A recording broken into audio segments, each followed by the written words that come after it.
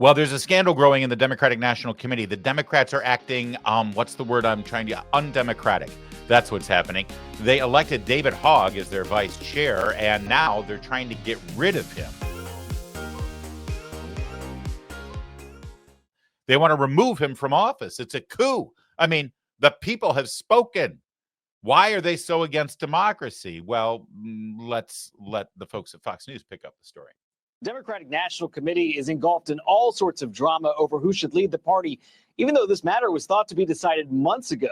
Overnight, the DNC took steps towards invalidating the elections of two vice chairs who some people believe were improperly chosen over concerns the internal elections did not follow proper parliamentary procedures. I mean, the issue here isn't simply the rights of three female candidates who were treated unfairly.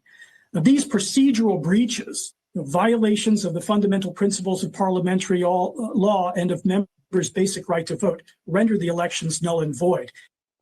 As of now, both Malcolm Kenyatta and David Hogg remain vice chairs, but it's looking likely they'll have to run for their positions again. DNC members will have to vote on what to do next. Hogg says the attempt to nullify the elections is a not so subtle way to punish him after he vowed to primary some incumbent Democrats through another organization that he leads. In a statement obtained today by Fox, Hogg says, "I ran to be DNC vice chair to help the party become better, not to defend an indefensible status quo that has caused voters in almost every demographic group to move away from us. The DNC has pledged to remove me, and this vote has provided an avenue to fast-track that effort."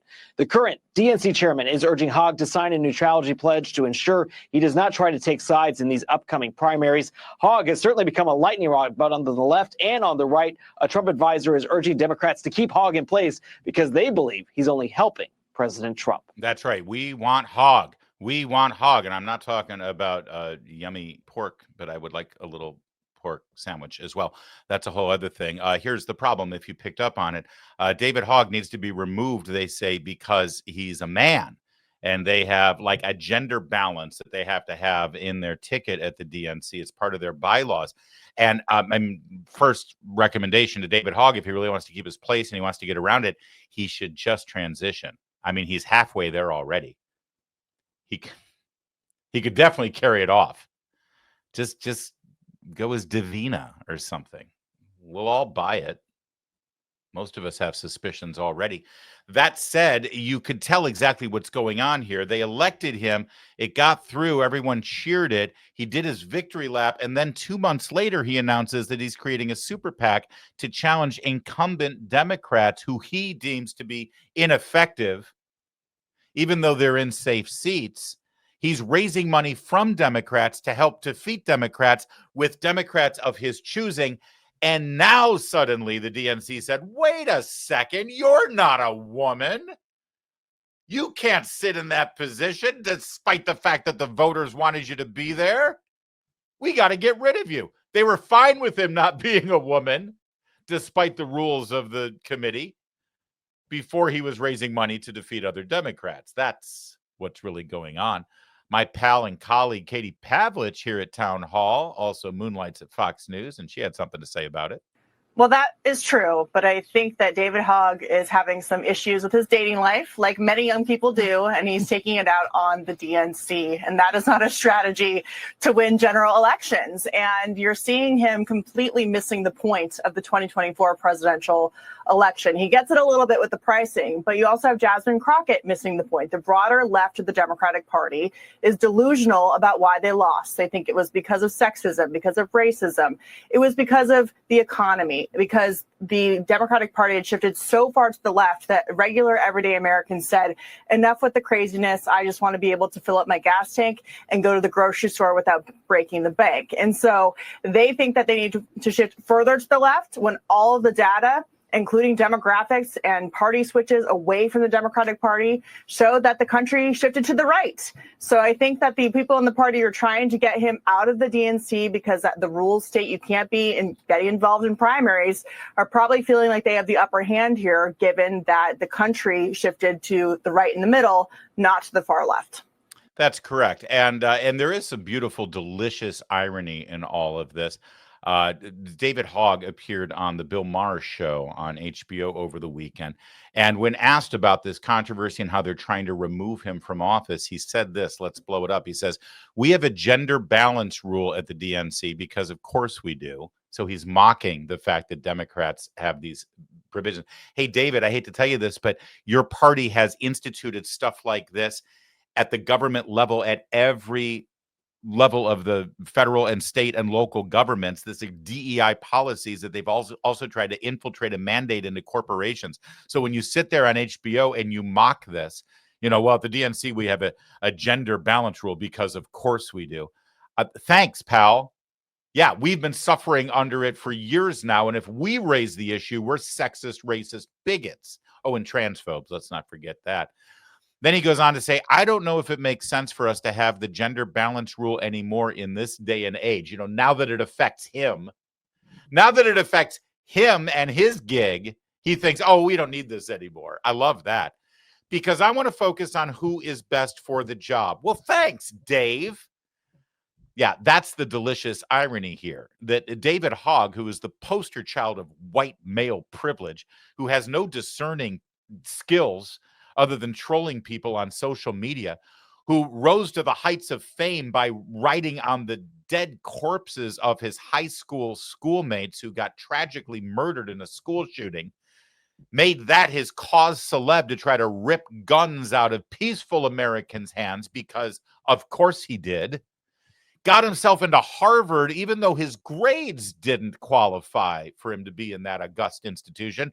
But he's David Hogg, damn it, and he's against the Second Amendment, and conservatives don't like him, so Harvard opened their doors for him. He's gotten a red carpet treatment for everything in life so far. And now, finally, he's about to lose a gig because he's a white male. And suddenly he thinks, hey, why don't we just have the best person for the job?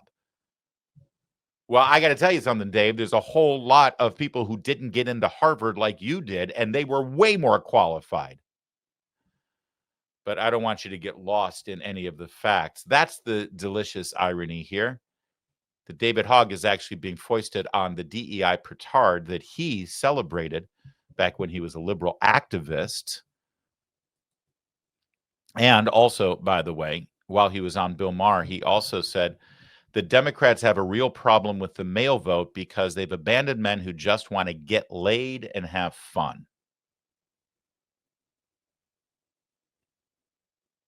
David Hogg said that. More on that in a second, but there is this sort of rash of tone-deaf comments coming from Democrats right now about how the young male vote has moved over to the Republican camp. And another example here comes from John Tester. He, a defeated senator from Montana, right? He was on with Nicole Wallace. And again, I just want to point out, every time I see her, I think she's had one too many glasses of Chardonnay. Pay close attention to how her speech is slurred during this prime time show. The manosphere was sort of the third candidate, right? We had to cover the Trump campaign, we had to cover the Harris campaign, and we had to pay attention to the manosphere. And Trump won in the manosphere, right? If a portion of the electorate that was up for grabs existed in the manosphere, Trump won the manosphere. No one debates that.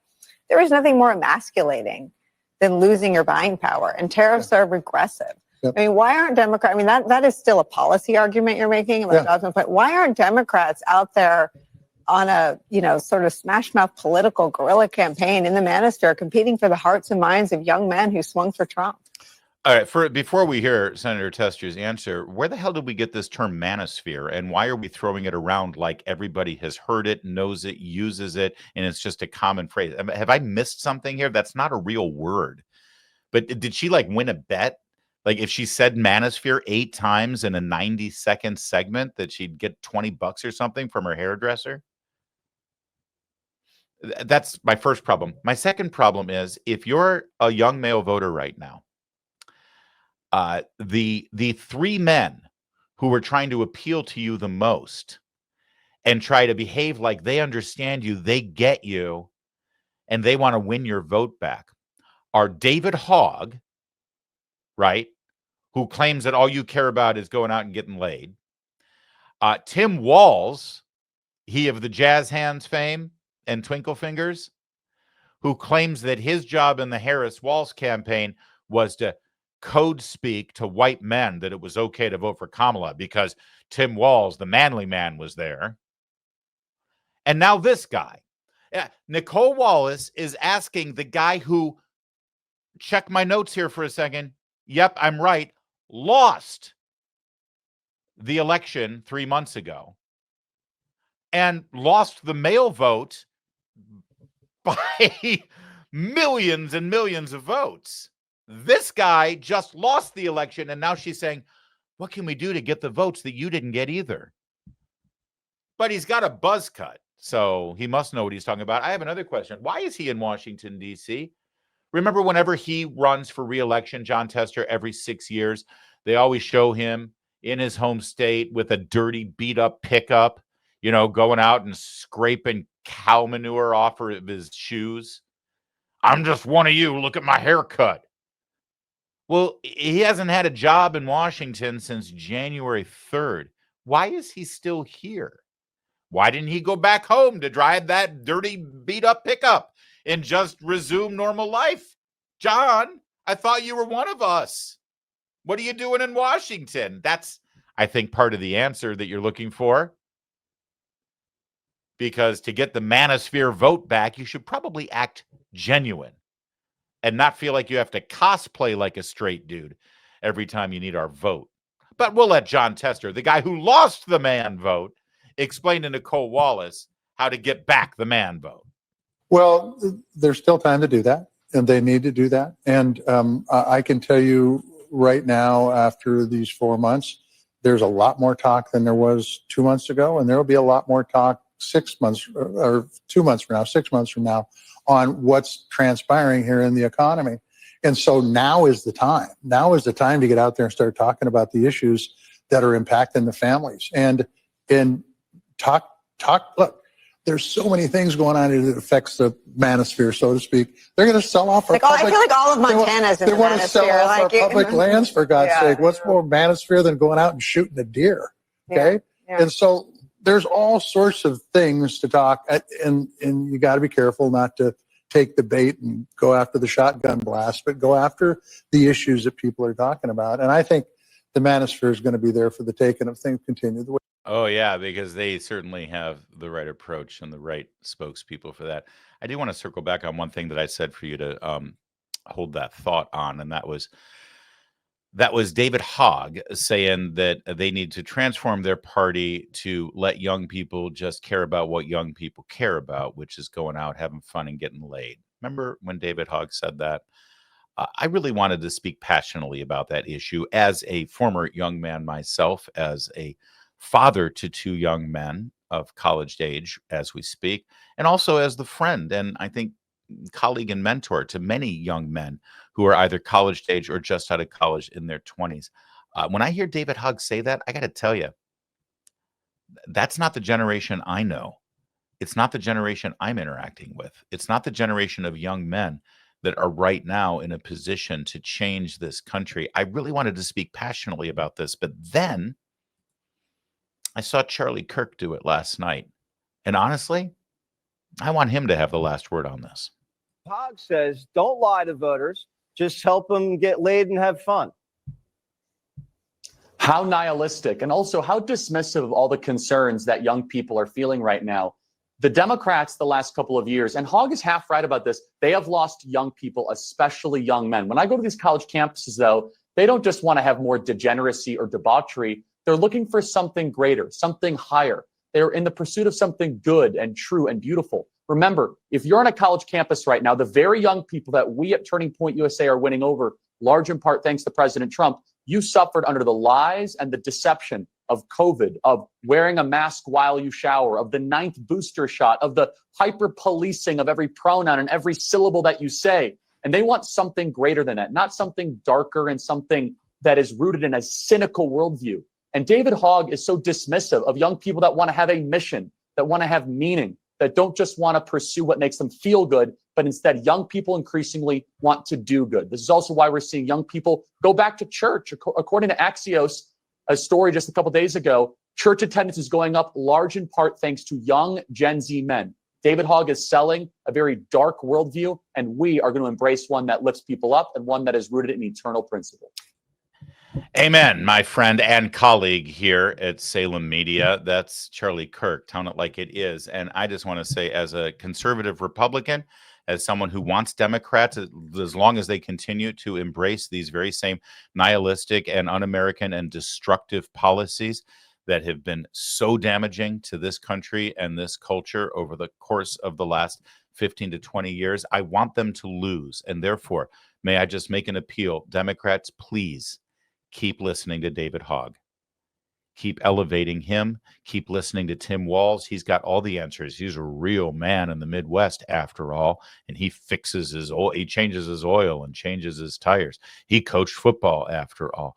Keep listening to him. Keep listening to John Tester. They know how to appeal to the male vote in this country, and you can't go wrong with them, please. And whatever you do, don't worry about Charlie Kirk over at Turning Point. Don't worry about my friend Scott Walker and what they're doing at Young America's Foundation. They're just, they're just crazy. They're just working the campuses right now and giving speeches just to that radical right-wing fringe on campus, but they're not at all growing the youth vote. They're not at all selling a message of hope and optimism and freedom and liberty and opportunity and economic empowerment. No. They're just crazy, closed-minded, xenophobic, right-wing racists. Ignore them. Keep your eye on the prize. Follow the Hog. He's got the answer.